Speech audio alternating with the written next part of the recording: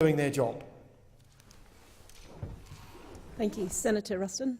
Thank you very much, Madam Acting Deputy President. I too rise to speak on the EPBC Act Amendment Bill, and in doing so, I find it really quite interesting that we seem to be debating about some sort of terrible thing that's going to happen here, instead of actually focusing on coming up with a situation where regulation doesn't become a burden to the productivity and our country going forward. And I think that this immediate assumption that every time we do anything, we have to have some level of regulation for regulation's sake seems really quite a silly thing to do. I think we should be approaching regulation on the basis of what is that we need to do to ensure that we do protect the things that Senator Wilson just talked about, that we make sure that we're looking after our environmental assets, that we're looking after our communities. So it just strikes me as quite an odd thing that we just jump to this immediate assumption because we are going to try and reduce the level of regulatory burden on a process that is necessarily bad. I think, Madam Acting Deputy President, that we can actually have a reduction in regulation that it can actually end up being of no detriment to our environment, but at the same time can allow our economy, our communities and our businesses and our country to move forward. But I was actually just reading a minute ago, and I'll read a quote for you.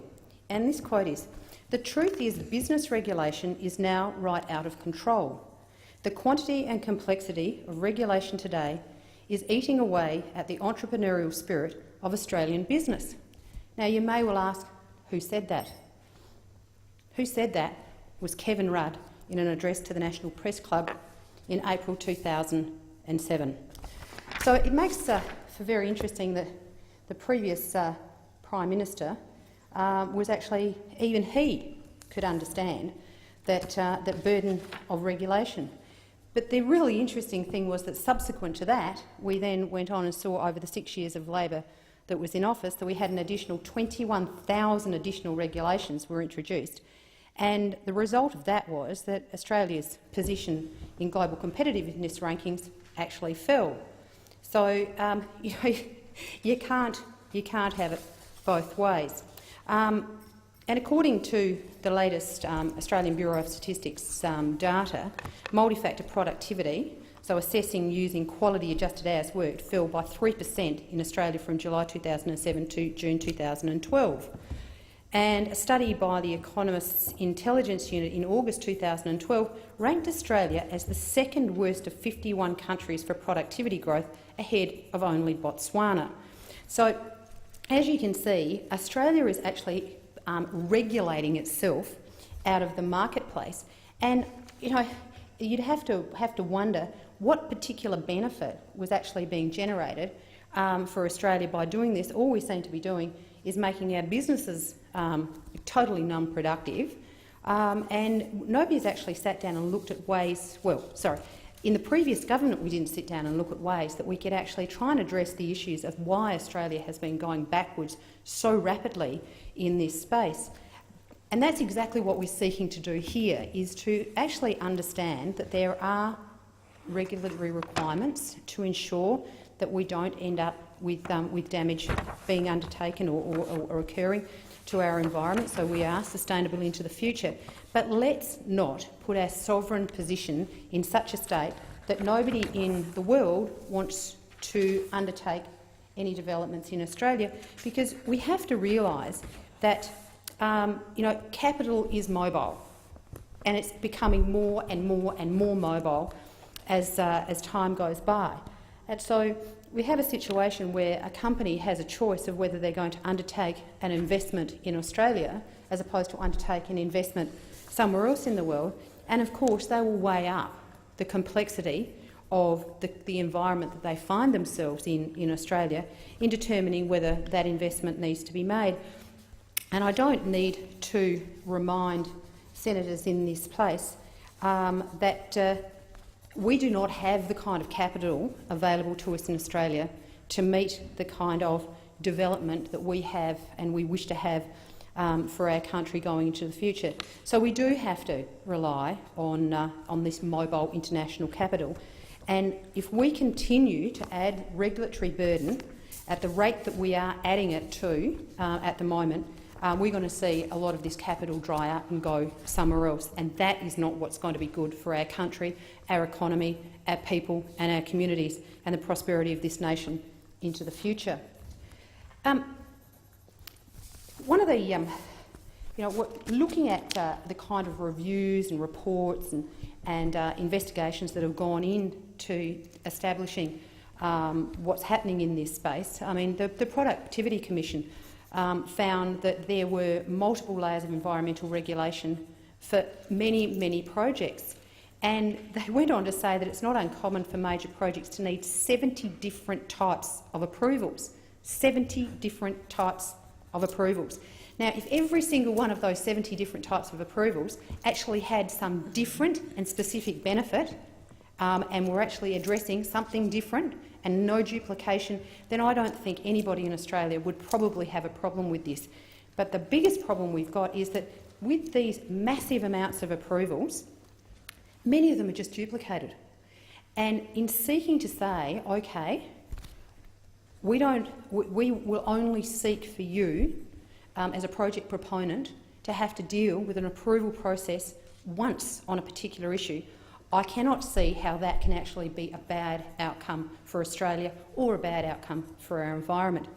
In fact, the Business Council of Australia identified a recent major project development which required 4 assessment processes by 4 separate government agencies at a federal and state level, and all of them requested similar information.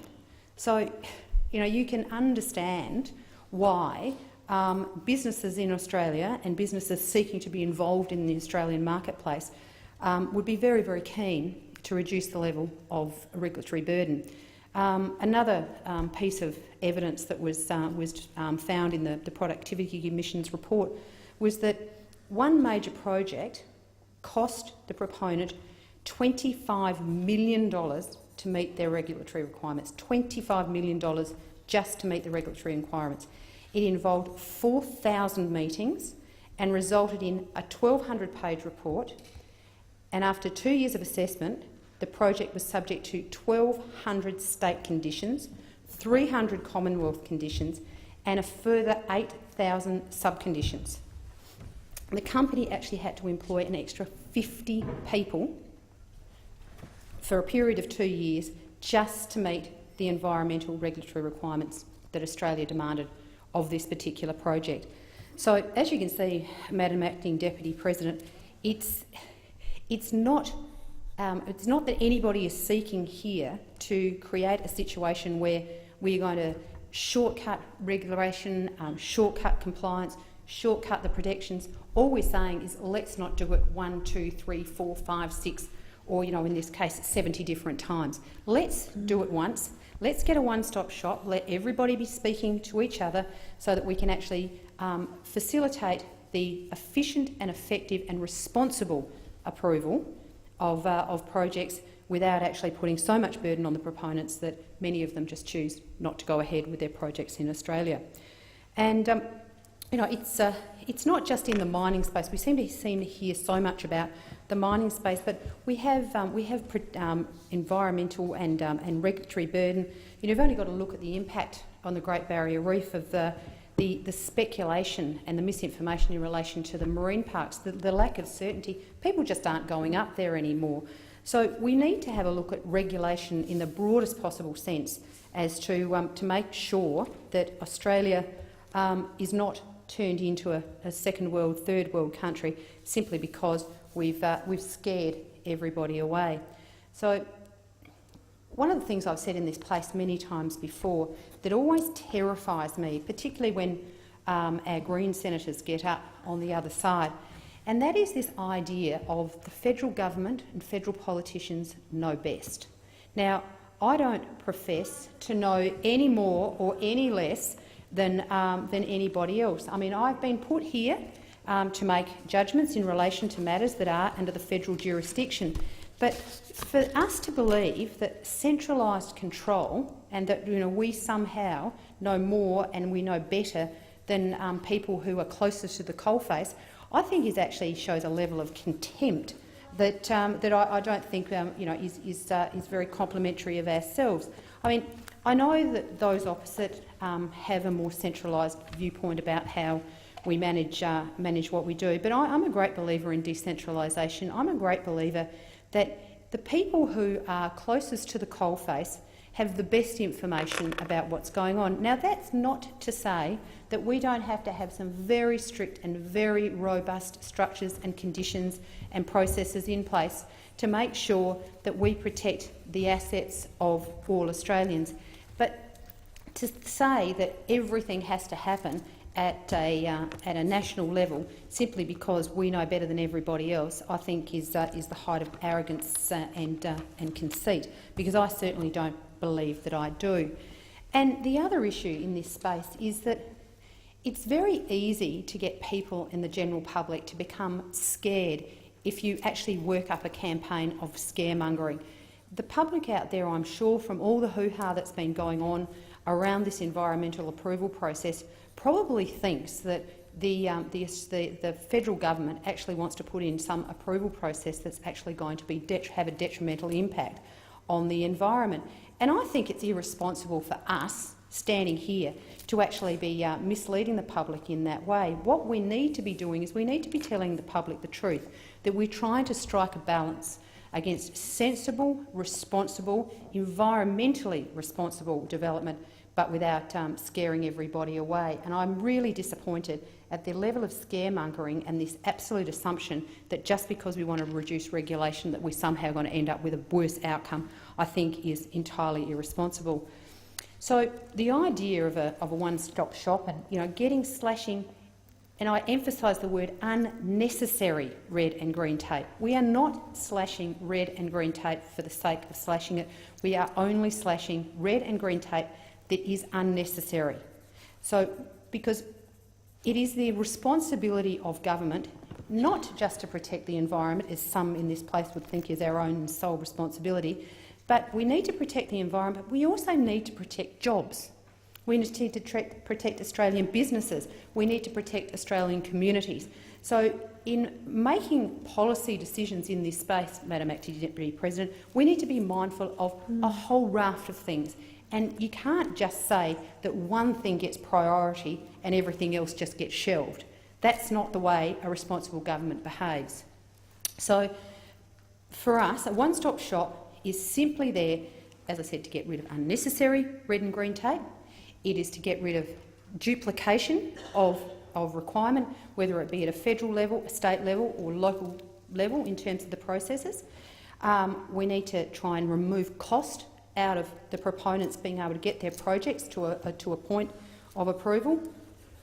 And we need to make sure that at the same time that we maintain high environmental standards. I don't think anybody has ever suggested that we should reduce our environmental standards. All we are saying is that we don't believe that we need to continue on with this ridiculous duplicated situation.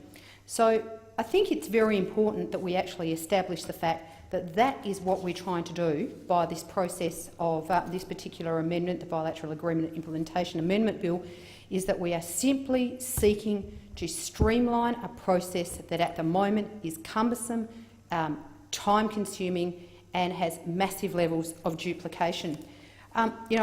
When I was listening to Senator Wilson earlier and to when he was talking about obviously his favourite state, Tasmania, and the wonderful natural assets that Tasmania has to brag about. And I mean, there's certainly no doubt there's some beautiful, beautiful areas of Tasmania. But, in the process of turning most of, more than half of Tasmania into a national park, what has happened to Tasmania? There has been, numerous, reports written about how the green tape is basically strangling Tasmania. It's strangling its economy. It's strangling its farmers. And I think we need to get a much better balanced approach to this because, Tasmania has suffered at the hands of the over-regulated green environment over there, and the cost of the red tape and the green tape. I mean, independent studies have been commissioned, and they suggest that the cost of compliance to Tasmanian businesses for the compliance burden on them probably exceeds $1.3 billion annually. And for a small state like Tasmania, I come from a small state as well, myself, Madam Acting Deputy President, and $1.3 billion is an awful lot of money in the economy of a state with a reasonably small population. And so, for Senator Wilson, I mean, I know he wants to look after his environment, but he's also got to look after his community and the people that live in Tasmania as well. In South Australia of recent times, we had a situation where, we had a very disappointing situation where the Olympic Dam mining expansion didn't go ahead. And for a state like South Australia, that was a massive, massive blow. That particular project was projected to create 10,000 jobs in South Australia.